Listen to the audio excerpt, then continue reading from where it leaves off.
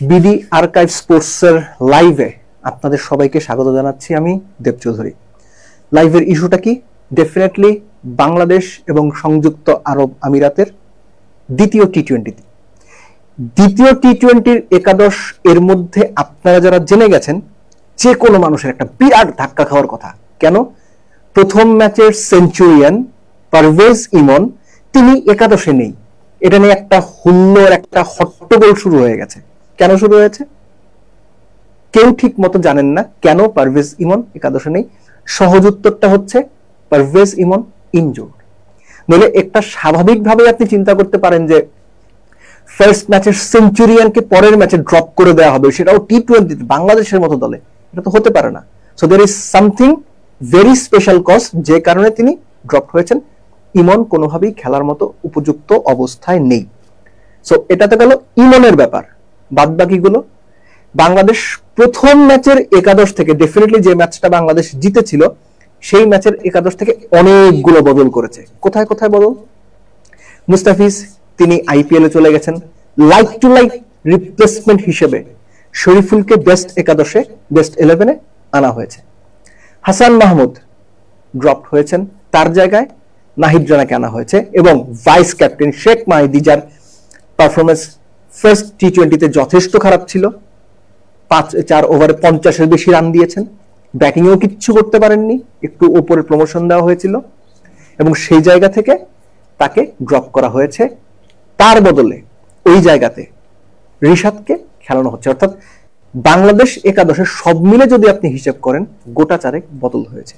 এখন এই গোটা চারেক বদলের যে বাংলাদেশ একাদশ, সেখানে বাংলাদেশ টিম ম্যানেজমেন্ট, কোচ বা ক্যাপ্টেন সবাই মিলে যে সিদ্ধান্তটা নিয়েছেন, সেই সিদ্ধান্তটা একটা ব্যাপার খুব স্পষ্ট, যে বাংলাদেশ বোলিং এর জায়গাটাতে কোনো কম্প্রোমাইজ করতে চায়নি। আপনি একটু খেয়াল করে দেখেন যে বাংলাদেশ স্পেসিফিক্যালি 5 জন স্পেশালিস্ট বোলার নিয়েই মাঠে নেমেছে এবং that is a very good approach. একটা কথা প্রায়ই বলা হয় যে স্পেশালি ওয়ানডে ক্রিকেটে, যে যখন আপনার 7 ব্যাটসম্যান কিছু করতে পারবে না, তখন 8 ব্যাটসম্যানও কিছু করতে পারবে না। যে কারণে আধুনিক যুগের ক্রিকেটে আপনি যদি দেখেন, ওয়ানডে ক্রিকেটেও একটা পার্টিকুলার দল যখন সাজানো হয়, পার্ট টাইমার বাদ দিয়েও সবাই চেষ্টা করে বেশিরভাগ সময় গোটা 5 স্পেশালিস্ট বোলার নিয়ে একাদশটা সাজানোর জন্য। বাংলাদেশ আরব আমিরাতের বিপক্ষে দ্বিতীয় টি-20-তে এক্স্যাক্টলি সেই ঘটনাটাই ঘটিয়েছে এবং আমি পার্সোনালি ফিল করি it's a very good choice. Very good choice এজন্য যে আপনার যে 6 ব্যাটসম্যান, লিটন, তানজিদ তামিম, নাজমুল শান্তকে একাদশে ব্যাক করানো হয়েছে, তাওহিদ হৃদয়, জাকের আলী অনেক এবং শামীম হোসেন পাটোয়ারি। রিশাদকে আমি পরেই রাখছি। রিশাদ বড় ছক্কা মারতে পারেন, খুব কুইক রান করতে পারেন, এগুলো আমরা জানি। এগুলো বাদ দিয়ে আমি বলছি তানজিম সাকিব তিনি ভালো ব্যাট করতে পারেন, তার কথা বাদ দিয়ে বলছি টপ যে 6 ব্যাটসম্যান আছেন, এই টপ 6 জন ব্যাটার যদি আপনাকে এই পার্টিকুলার ম্যাচের ক্ষেত্রে বড় রান বোর্ডে না দিতে পারেন, এটা ব্যাটসম্যানদের দায়।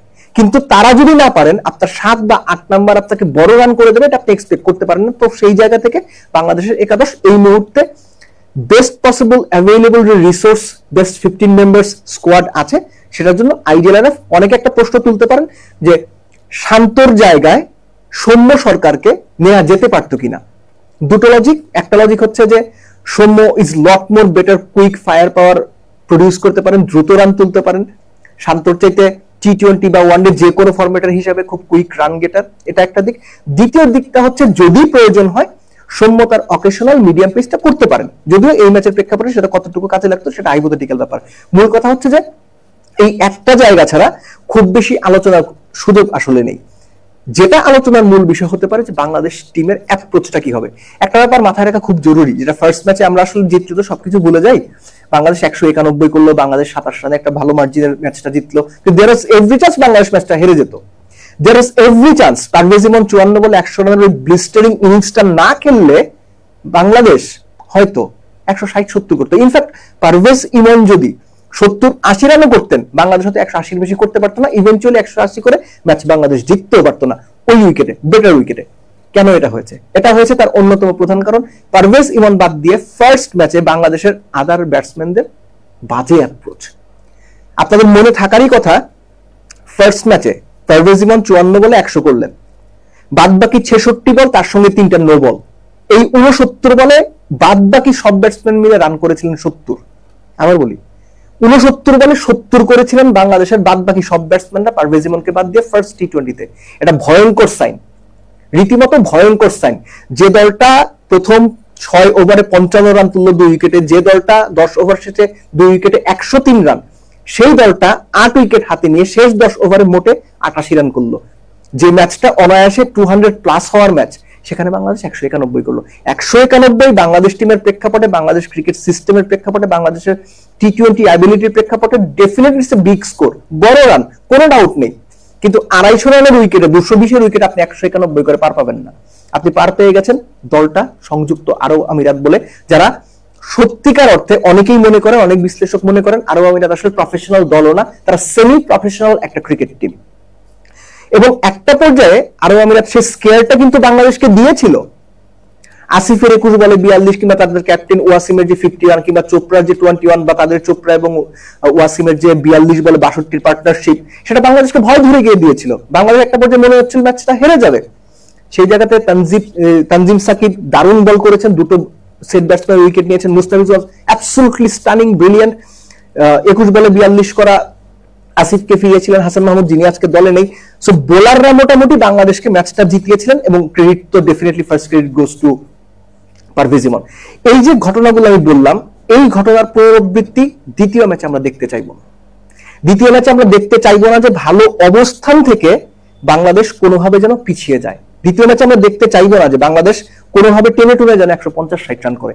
150 করে বাংলাদেশ জিততে পারে, কেননা এই যে আরব আমিরাত এবং বাংলাদেশের প্রথম টি-20টা হলো, এই টি-20-র আগের 6টা টি-20-তে 5টার মধ্যে আগে ব্যাট করা দল জিতেছে এবং সেখানে একটা ম্যাচে 200 হয়েছিল, বাদ বাকি কোনো ম্যাচেই 150, 55, 58 বেশি হয়নি।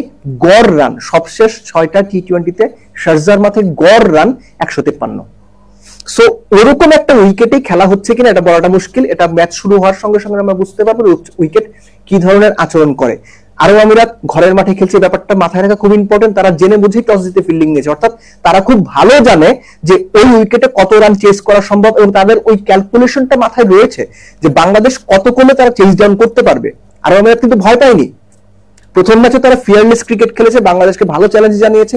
দ্বিতীয় ম্যাচেও টস জিতে ফিল্ডিং করার সাহস দেখিয়েছে প্রথম ম্যাচের মতো, অর্থাৎ বাংলাদেশকে তারা চ্যালেঞ্জটা দিচ্ছে যে ভাই তোমরা এত রান করো, আমরা সেই রানটা চেজ ডাউন করব।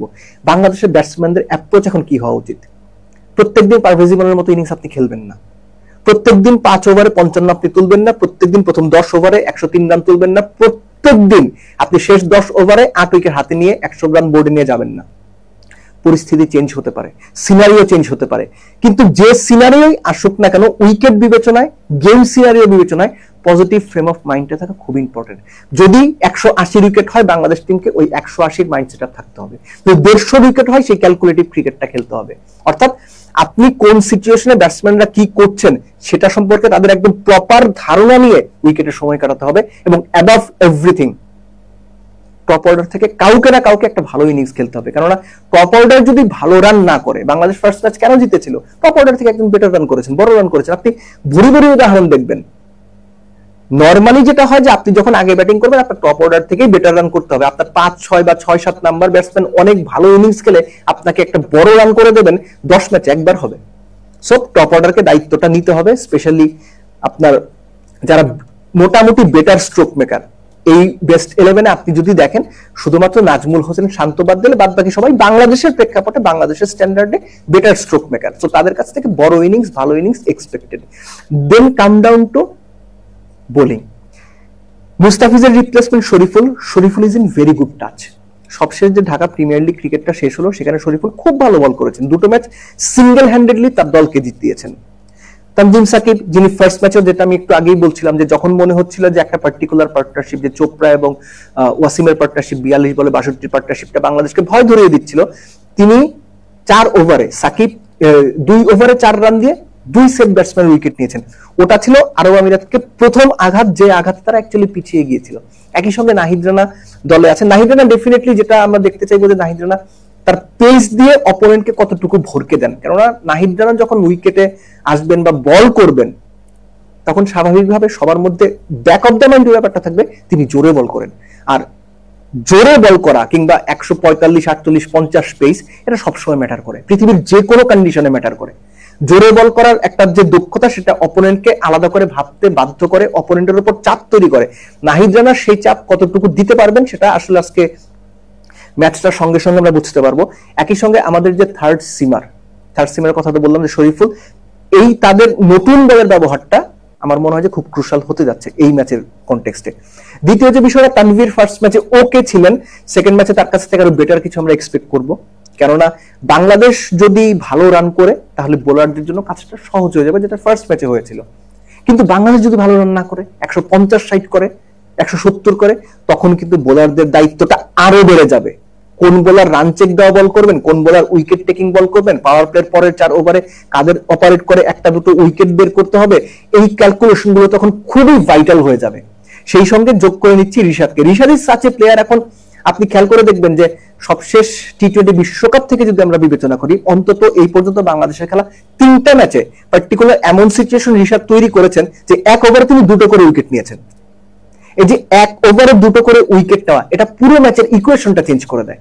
ম্যাচের যে পেন্ডুলাম, সেটা যখন মনে হচ্ছে অপোনেন্টের দিকে ঝুঁকে যাবে, সেই মুহূর্তেই 2টো উইকেট ম্যাচ চেঞ্জ করে দেয়। আপনি বিশ্বকাপে শ্রীলঙ্কার বিপক্ষে ম্যাচ দেখতে পারেন, আপনি বিশ্বকাপে নেদারল্যান্ডসের বিপক্ষে ম্যাচ দেখতে পারেন। সো 3টা ম্যাচের কোনো স্পেসিফিক উদাহরণ রয়েছে। রিশাদ ক্যান বি এক্সপেন্সিভ, যেটা ওয়ার্ল্ড ওয়াইড লেগ স্পিনারদের ক্ষেত্রে বলাই হয় যে তারা যে কোনো সময় এক্সপেন্সিভ হতে পারে, কিন্তু লেগ স্পিনাররা ম্যাচ ঘুরিয়ে দেন, ম্যাচ জিতিয়ে দেন।